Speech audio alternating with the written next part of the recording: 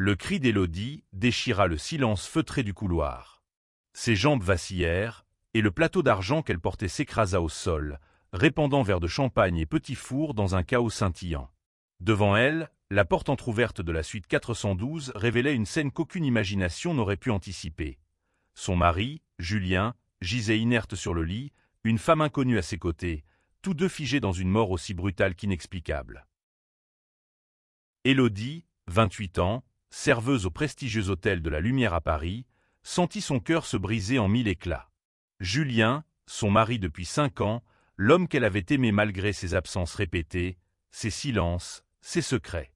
Et maintenant, cette femme, une étrangère aux longs cheveux noirs, allongée près de lui, un bras encore enroulé autour de son torse. Qui était-elle? Pourquoi étaient-ils ensemble, dans cet hôtel où Élodie passait ses journées à servir des clients fortunés?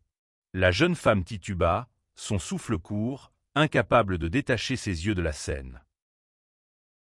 Un murmure derrière elle la ramena à la réalité. « Élodie, qu'est-ce qui se passe ?» La voix, douce mais ferme, appartenait à Minji, la chef cuisinière coréenne de l'hôtel. Minji, 30 ans, avait rejoint l'équipe 6 mois plus tôt, apportant avec elle une rigueur héritée de sa culture et une chaleur qui contrastait avec l'élégance froide du palace. Ses yeux sombres, toujours attentifs, se posèrent sur Élodie, puis sur la scène dans la chambre. Sans un mot, elle posa une main sur l'épaule d'Élodie, un geste simple mais chargé d'une tendresse inattendue. « Ne regarde pas, » murmura Minji, sa voix tremblante mais contrôlée. « Viens, éloigne-toi. » Mais Élodie ne pouvait pas bouger. Ses pieds semblaient cloués au sol, ses pensées embrouillées par le choc. Julien, mort. Avec une autre. Dans son hôtel. Le couloir s'anima soudain. Des collègues accoururent, des clients curieux sortirent de leur chambre, et bientôt, le directeur, M. Dubois, un homme austère d'une 50aine d'années, fendit la foule. « Que se passe-t-il ici » tonna-t-il, avant de s'arrêter net en apercevant la scène.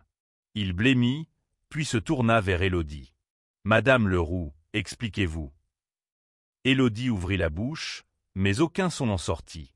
Minji, toujours à ses côtés, prit la parole. Elle a trouvé son mari. Et cette femme. Ils sont morts. Sa voix, bien que calme, portait une gravité qui fit taire l'assemblée. Le directeur, reprenant contenance, ordonna qu'on appelle la police. Les murmures s'intensifièrent, et Élodie sentit le regard des autres peser sur elle. Était-ce de la pitié? De la suspicion? Elle n'en savait rien. Tout ce qu'elle savait, c'était que sa vie venait de basculer. Minji guida Élodie vers une chaise dans un coin du couloir, loin des regards indiscrets. « Respire, » dit-elle doucement, ses doigts effleurant la main d'Élodie. Ce contact, bien que fugace, envoya une étrange chaleur à travers le corps de la serveuse. Elle leva les yeux vers Minji, cherchant un ancrage dans ce chaos. Les traits de la chef, habituellement si sérieux, étaient adoucis par une inquiétude sincère. « Pourquoi ici ?» murmura Élodie, sa voix brisée. Minji secoua la tête, incapable de répondre. Mais elle resta là, sa présence comme un rempart contre l'effondrement total d'Élodie. La police arriva rapidement, transformant l'hôtel en une scène de crime. Des officiers en uniforme bouclèrent le couloir, et un inspecteur, une femme d'une 40aine d'années nommée Claire Morel, commença à poser des questions. Élodie, encore sous le choc, répondit mécaniquement. Oui, c'était son mari. Non, elle ne savait pas qui était cette femme. Non, elle n'avait rien remarqué d'anormal ce matin-là. Mais quelque chose dans l'attitude de l'inspectrice Morel mit Élodie mal à l'aise. Ses questions, bien que polies, semblaient chercher autre chose, comme si elle soupçonnait Élodie de cacher un secret. « Vous travaillez ici depuis longtemps, Madame Leroux? Connaissez-vous bien les clients de cette suite ?» Élodie secoua la tête. « Je ne fais que servir. Je ne pose pas de questions. » Mais son esprit s'emballa. Julien venait rarement à l'hôtel. Pourquoi était-il là? Et qui était cette femme? Minji, resté en retrait, observait la scène avec une intensité silencieuse. Elle connaissait Élodie depuis peu, mais quelque chose en elle l'avait toujours attirée. Peut-être était-ce sa fragilité, cachée sous son sourire professionnel. Peut-être était-ce la manière dont Élodie rougissait lorsqu'elles échangeaient des plaisanteries en cuisine. Mais ce n'était pas le moment de penser à cela. Pas maintenant, alors qu'Élodie était au bord du gouffre. L'inspectrice Morel s'éloigna pour parler à un collègue, laissant Élodie et Minji seuls un instant. « Tu ne devrais pas rester ici, » dit Minji, sa voix plus douce encore. « Laisse-moi t'emmener quelque part, loin de tout ça. » Élodie la regarda, ses yeux embués de larmes. « Je ne peux pas. C'est ma vie qui s'écroule. » Minji hocha la tête, comprenant la douleur d'Élodie d'une manière qu'elle n'osait pas encore exprimer. En Corée, elle avait appris à taire ses propres sentiments, à cacher qui elle était vraiment. Mais ici, à Paris, loin de sa famille et des attentes écrasantes de son pays, elle avait commencé à entrevoir une liberté. Et maintenant, face à Élodie, elle sentait quelque chose de nouveau naître en elle, un désir de protéger, de soutenir, peut-être même d'aimer. Mais ce n'était que le début. La vérité sur la mort de Julien, sur cette femme, et sur les secrets qu'il avait emportés avec lui allait bientôt éclater, bouleversant tout ce qu'Élodie croyait savoir sur son mariage et sur elle-même. Les heures qui suivirent furent un tourbillon d'émotions et de confusion. Élodie, assise dans une petite salle de repos réservée au personnel, serrait une tasse de thé que Minji lui avait préparée. La chaleur de la tasse contrastait avec le froid qui s'était installé dans son cœur. Chaque fois qu'elle fermait les yeux, l'image de Julien et de cette femme inconnue revenait la hanter.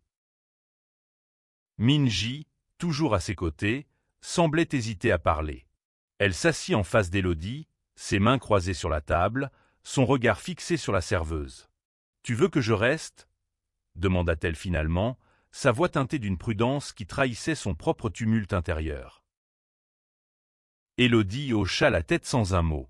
Elle ne comprenait pas pourquoi la présence de Minji l'apaisait autant.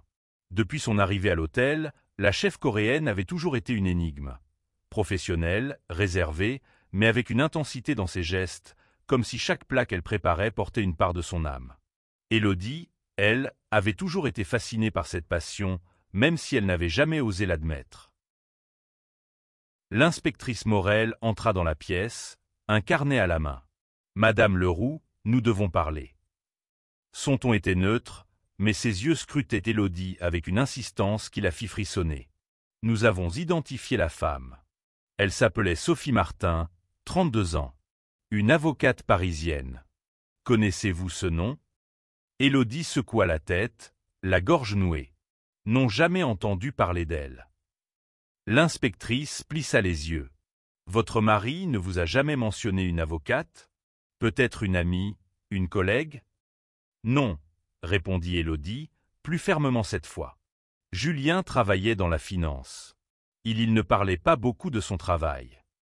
Minji, jusque-là silencieuse, intervint. « Inspectrice, Élodie est sous le choc. Peut-être pourriez-vous lui donner un peu de temps ?» Morel lança un regard perçant à Minji, comme si elle évaluait son rôle dans cette affaire. « Et vous êtes ?» Park Minji, chef cuisinière de l'hôtel. Je suis une amie d'Élodie.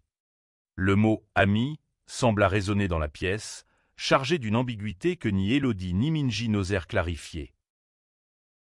L'inspectrice nota quelque chose dans son carnet, puis se tourna à nouveau vers Élodie. « Nous avons trouvé des messages sur le téléphone de votre mari. Des échanges avec mademoiselle Martin. Ils semblaient proches. » Élodie sentit son estomac se tordre. « Proches ? Qu'est-ce que vous voulez dire ?» Morel hésita, puis répondit, « Ils se voyaient régulièrement. Depuis plusieurs mois. » Le silence qui suivit fut assourdissant. Élodie sentit une vague de colère monter en elle, mêlée de honte et de douleur. Julien l'avait trahie. Avec cette femme. Dans l'hôtel où elle travaillait. Comment avait-elle pu être aussi aveugle? Minji, sentant la détresse d'Élodie, posa une main sur son bras. « Tu n'es pas obligé d'écouter ça maintenant, » murmura-t-elle. Mais Élodie secoua la tête, les larmes aux yeux.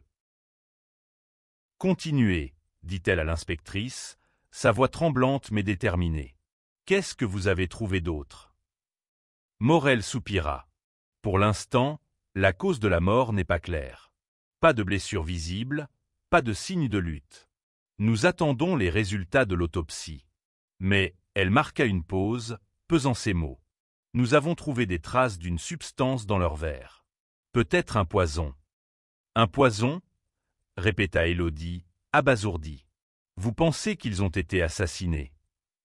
C'est une possibilité, répondit Morel. Mais nous devons aussi envisager un suicide commun. Les messages suggèrent qu'ils étaient dans une relation compliquée. Élodie sentit ses jambes faiblir. Un suicide? Une liaison? Rien de tout cela n'avait de sens. Julien, malgré ses défauts, n'avait jamais semblé désespéré. Et pourtant, les preuves s'accumulaient, chacune plus accablante que la précédente. Après le départ de l'inspectrice, Minji prit la parole. « Élodie, tu ne peux pas rester seule ce soir. Viens chez moi. » Élodie la regarda, surprise par l'offre. « Chez toi? Mais je ne veux pas te déranger. »« Tu ne me déranges pas, » répondit Minji avec une sincérité désarmante. « J'habite à 2 pas, et je ne te laisserai pas seule dans cet état. » Élodie hésita, mais quelque chose dans le regard de Minji, une promesse de sécurité, de compréhension, la convainquit. Elles quittèrent l'hôtel ensemble, ignorant les regards curieux des collègues. L'appartement de Minji, dans le quartier du Marais, était petit mais chaleureux, décoré avec des touches de sa culture coréenne. En boc encadré au mur, une petite table basse où brûlait une bougie parfumée. Élodie s'assit sur le canapé, encore engourdie par les événements. « Tu veux parler ?» demanda Minji, s'installant à côté d'elle. Élodie secoua la tête. « Je ne sais même pas par où commencer. Tout ce que je croyais savoir sur Julien, c'était un mensonge. » Minji resta silencieuse un moment, puis murmura. « Parfois, les gens qu'on aime nous cachent des choses. Pas parce qu'ils ne nous aiment pas, mais parce qu'ils ont peur. » Élodie tourna la tête vers elle. « Tu parles comme si tu savais ce que c'est. » Minji baissa les yeux, ses doigts jouant nerveusement avec le bord de sa manche. « En Corée, j'ai dû cacher beaucoup de choses. Qui j'étais, qui j'aimais. Ce n'était pas facile. » Élodie sentit son cœur s'accélérer. Était-ce une confession? Une ouverture? Elle voulut poser une question, mais les mots restèrent coincés dans sa gorge. À la place, elle tendit la main et serra celle de Minji, un geste spontané qui les surprit toutes les deux. « Merci, » murmura Élodie. « Pour tout. » Minji sourit, un sourire timide mais sincère. « Repose-toi. On parlera demain. » Mais demain apporterait de nouvelles révélations, des vérités encore plus dévastatrices. Car la mort de Julien n'était que la pointe de l'iceberg, et les secrets qu'il avait laissés derrière lui menaçaient de tout engloutir. Le lendemain matin, Élodie se réveilla sur le canapé de Minji, enveloppée dans une couverture douce qui sentait légèrement le jasmin. La lumière du soleil filtrait à travers les rideaux, illuminant l'appartement d'une lueur douce. Pendant un instant, elle oublia tout, la douleur, la trahison, la mort. Puis tout lui revint, comme un coup de poignard. Minji était déjà dans la cuisine, préparant un petit déjeuner simple, du pain grillé, du beurre et une théière fumante. « Bien dormi ?» demanda-t-elle, son ton léger mais teinté d'inquiétude. « Pas vraiment, » admit Élodie, s'asseyant à la table. « Mais merci pour tout ça. » Minji haussa les épaules, un sourire en coin. « En Corée, on dit que la nourriture guérit tout. Ce n'est pas grand-chose, mais c'est un début. » Élodie esquissa un sourire, le premier depuis la veille. Il y avait quelque chose dans la simplicité de ce moment. Partager un petit déjeuner, être écouté sans jugement, qui lui donnait l'impression de respirer à nouveau. Mais cette paix fut de courte durée.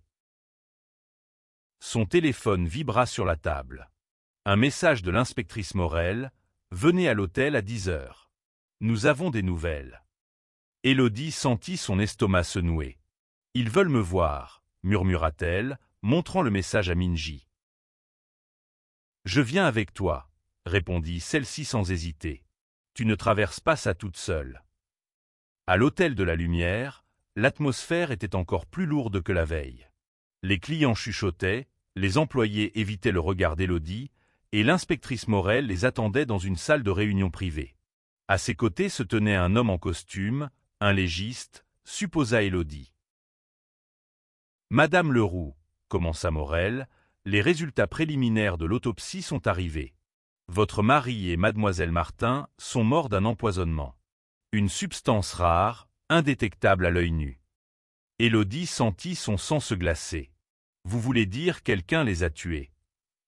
C'est ce que nous pensons, répondit le légiste, un homme nommé docteur Lefebvre. La substance était dans leur verre de vin. Nous enquêtons sur la provenance de la bouteille. Élodie tenta de rassembler ses pensées. Mais pourquoi? Qui ferait ça? Morel échangea un regard avec le légiste avant de répondre. Nous avons trouvé d'autres messages sur le téléphone de mademoiselle Martin. Elle était impliquée dans une affaire judiciaire sensible. Une affaire de corruption impliquant des figures influentes. Votre mari semble avoir été son contact dans le milieu financier. Élodie cligna des yeux, abasourdie. Julien, dans une affaire de corruption? C'est impossible. Il était juste un banquier. Un banquier avec des connexions, précisa Morel. Nous pensons qu'ils ont été ciblés pour ce qu'ils savaient. Minji, qui était restée silencieuse, serra la main d'Élodie sous la table. Ce geste, discret mais ferme, lui donna la force de poser la question qui la terrifiait. « Et moi? Suis-je en danger ?» L'inspectrice hésita. « Nous ne pouvons pas l'exclure. C'est pourquoi nous vous recommandons de rester prudente. Évitez de parler de cette affaire à qui que ce soit. » En quittant la salle, Élodie sentit une peur nouvelle l'envahir. Non seulement son mari l'avait trahie, mais il l'avait peut-être mise en danger. Minji, sentant son angoisse, la guida vers l'extérieur. « Viens, on va marcher. Tu as besoin d'air. » Elles se promenèrent le long de la Seine, le silence entre elles chargé d'émotions inexprimées. Finalement, Élodie s'arrêta et se tourna vers Minji. « Pourquoi fais-tu tout ça pour moi ?» Minji baissa les yeux, ses joues légèrement rosies. « Parce que je sais ce que c'est de se sentir seul. Et je ne veux pas que tu traverses ça. » Élodie sentit son cœur battre plus fort. Il y avait quelque chose dans la voix de Minji, dans la façon dont elle évitait son regard, qui lui donnait envie de creuser plus loin. Mais avant qu'elle ne puisse parler, son téléphone sonna à nouveau. Un numéro inconnu. Elle décrocha, hésitante. Une voix masculine, froide et distante, murmura « Arrêtez de poser des questions, Madame Leroux. Ou vous finirez comme votre mari. » La ligne coupa. Élodie laissa tomber le téléphone, ses mains tremblantes. Minji, alarmé, ramassa l'appareil. Qui était-ce? Je ne sais pas, balbutia Élodie. Mais ils savent qui je suis. Minji la prit dans ses bras, un geste spontané qui surprit Élodie autant qu'il la réconforta. On va trouver une solution, murmura Minji. Ensemble. Mais à cet instant, Élodie comprit que la vérité qu'elle cherchait risquait de les entraîner toutes les deux dans un abîme dont elles pourraient ne pas revenir. Les jours suivants furent un mélange d'angoisse et de détermination. Élodie, bien qu'effrayée par l'appel anonyme, refusait de rester passive. Elle voulait des réponses. Pourquoi Julien avait-il été tué? Qui était derrière tout cela? Et surtout, pourquoi avait-il caché une partie si importante de sa vie? Minji, fidèle à sa promesse, ne la quittait presque plus. Elles passaient leurs soirées ensemble, partageant des repas simples dans l'appartement de Minji ou discutant jusqu'à tard dans la nuit. Ces moments, bien que marqués par la peur, révélaient une connexion grandissante entre elles. Élodie se surprenait à chercher le regard de Minji, à sourire à ses petites attentions, à frissonner lorsque leurs mains se frôlaient. Mais elle repoussait ses pensées, incapable de les réconcilier avec la douleur de la trahison de Julien. Un soir, alors qu'elle feuilletait de vieux albums photos pour se changer les idées, Élodie tomba sur une image de son mariage. Julien, souriant, l'enlaçait sous un ciel d'été. « J'ai cru qu'on serait heureux pour toujours », murmura-t-elle, les larmes aux yeux. Minji posa une main sur son épaule. « Tu mérites mieux que des souvenirs qui font mal, » dit-elle doucement. « Tu mérites quelqu'un qui te voit vraiment. » Élodie leva les yeux, surprise par l'intensité des mots de Minji. « Et toi » demanda-t-elle, sa voix tremblante. « Qui te voit, toi » Minji détourna le regard, un sourire triste aux lèvres. Personne, jusqu'à récemment. Avant qu'Élodie ne puisse répondre, un coup à la porte les fit sursauter. Minji se leva, prudente, et ouvrit.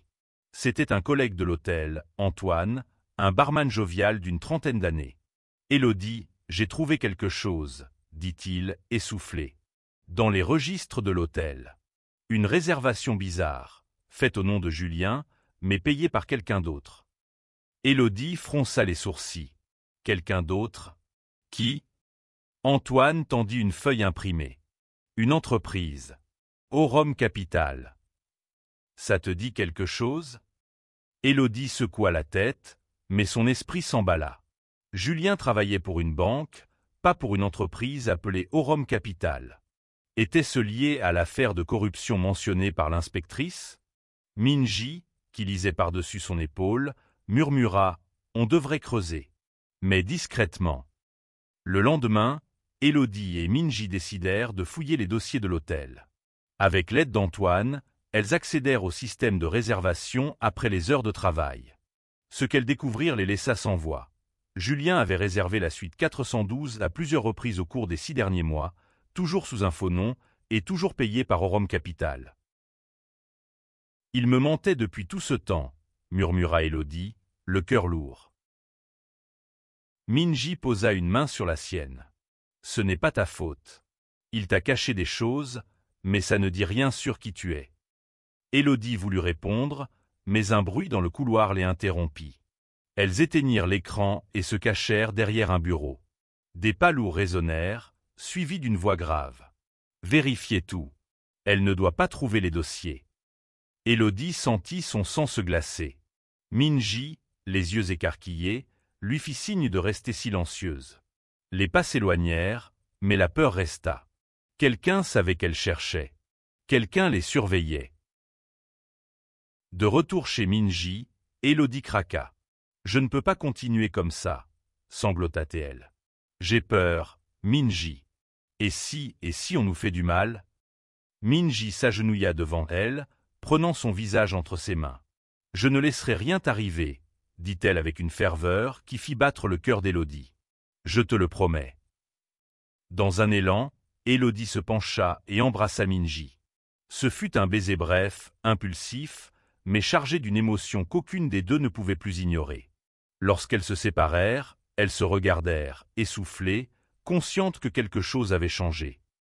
« Je ne sais pas ce que je fais, » murmura Élodie, les joues rouges.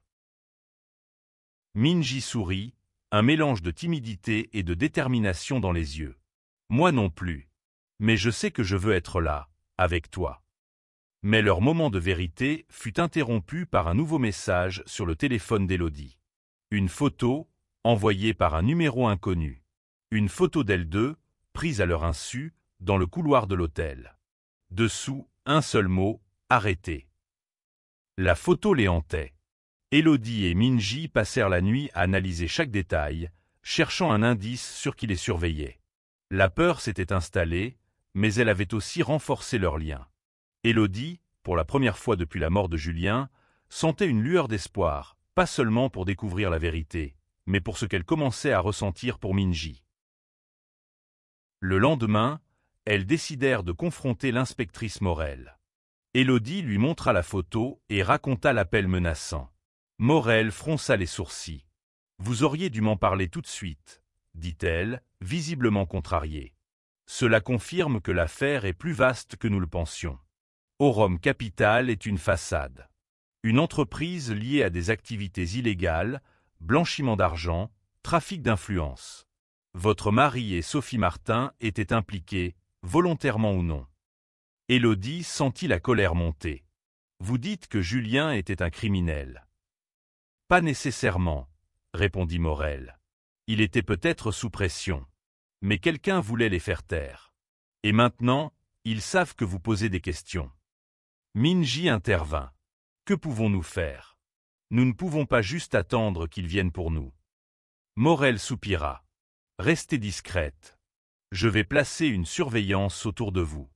Mais si vous trouvez autre chose, venez directement à moi. » De retour à l'appartement, Élodie et Minji décidèrent de fouiller les affaires personnelles de Julien, resté dans leur appartement commun.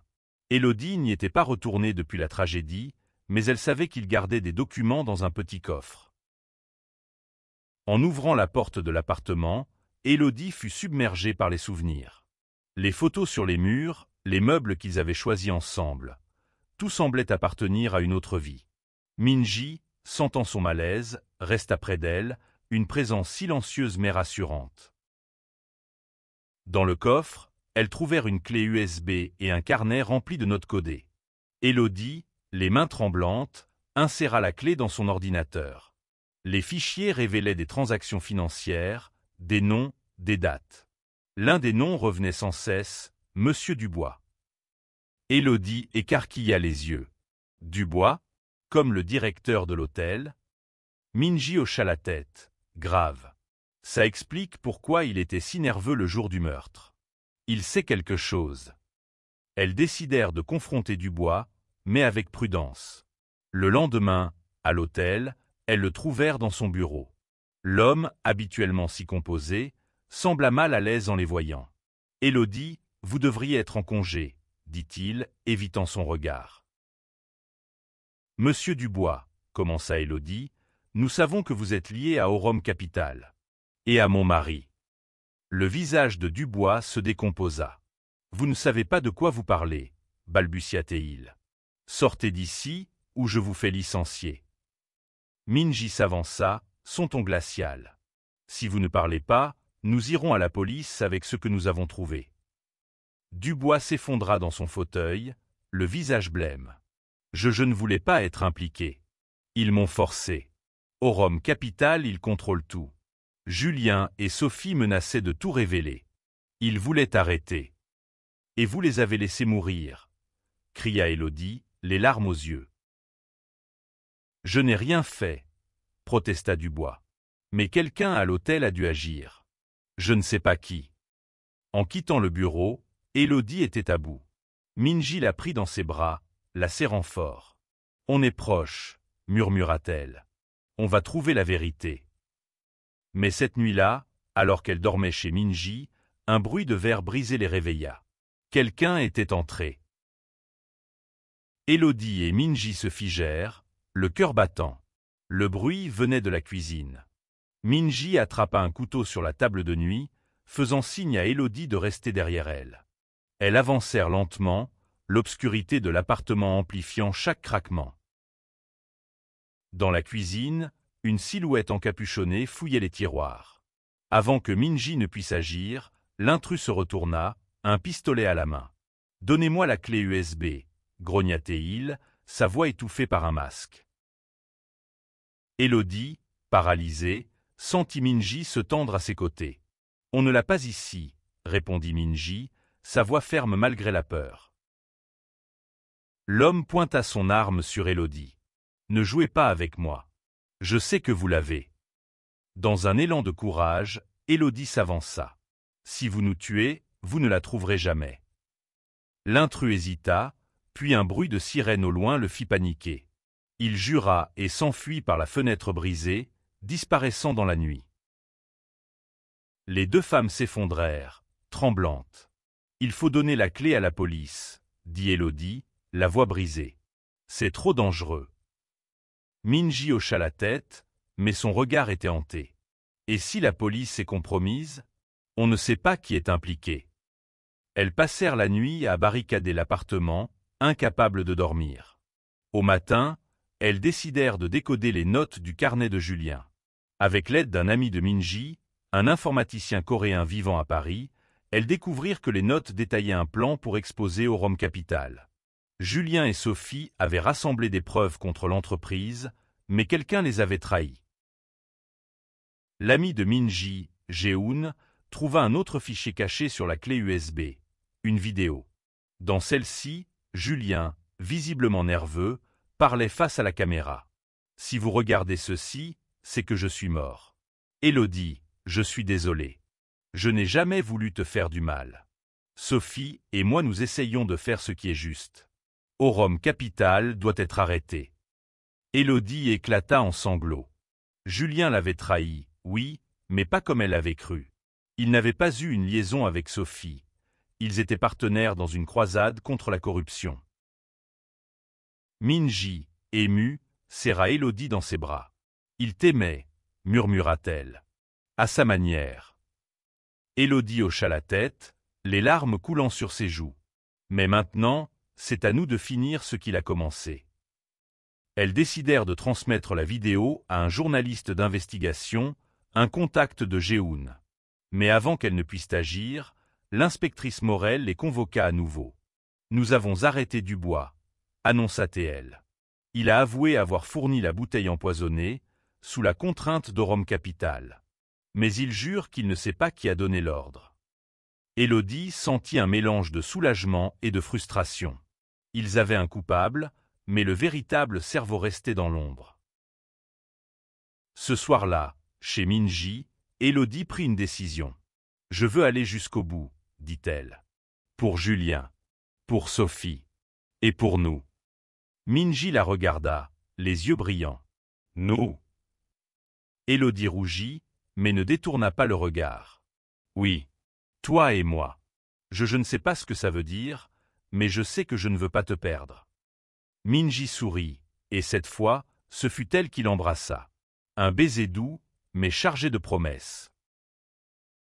Les semaines qui suivirent furent un tourbillon. Élodie et Minji transmirent la vidéo à la presse, provoquant un scandale national. Rome Capital fut démantelé, et plusieurs figures influentes tombèrent.